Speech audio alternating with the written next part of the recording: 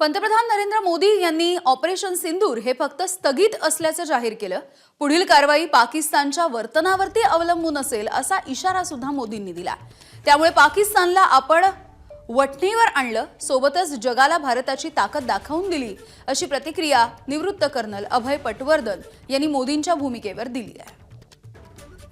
आपल्यासोबत निवृत्त कर्नल अभय पटवर्धन सर पंतप्रधान नरेंद्र मोदी यांचं जे कालचं भाषण आपण बघितलं, त्यात त्यांनी एक महत्त्वाचा विषय मांडला की ऑपरेशन सिंदूर हे स्थगित करण्यात आलेलं आहे, संपलेलं नाही। म्हणजे नेमकं काय समजायचं आणि यापुढे भारतीय सेनेची भूमिका कशी असणार आहे एकंदरीतच पाकिस्तानाला घेऊन?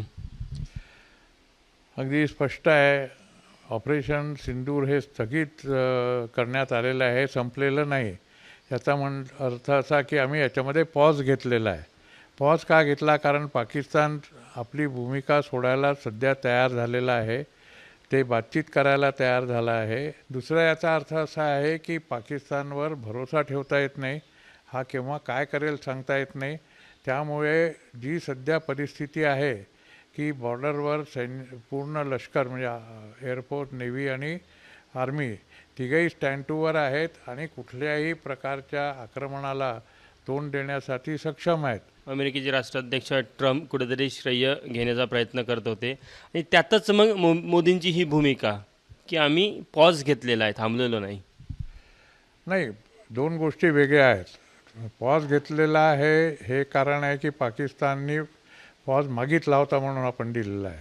वास्तव हे आहे की पाकिस्तान तयार झालेला आहे। त्यांनी पहिल्यांदा सांगितलं की तुम्ही हे थांबवा, आता याच्यानंतर आपण बोलणी करू आणि याच्यातनं काहीतरी एक समाधानकारक उत्तर शोधू। त्यामुळे श्रेय कोणीतरी घेतलं तरी त्याला काही फरक पडत नाही। आता यात आपल्याला काय साध्य करायचं आहे आणि काय साध्य करायला पाहिजे असं वाटतं तुम्हाला? लोक म्हणतात की आता तुम्ही साध्य काय केलं? याच्यानं साध्य हे केलेलं आहे की पाकिस्तानला आपण वठणीवर आणलेलं आहे। आता तो वठणीवर आल्यावर कितपत मागे जातो हे आपल्याला पाहावं लागेल आणि मग त्याप्रमाणे आपली सेनासुद्धा निर्णय घेईल की एबीपी माझा, उघडा डोळे बघा नीट।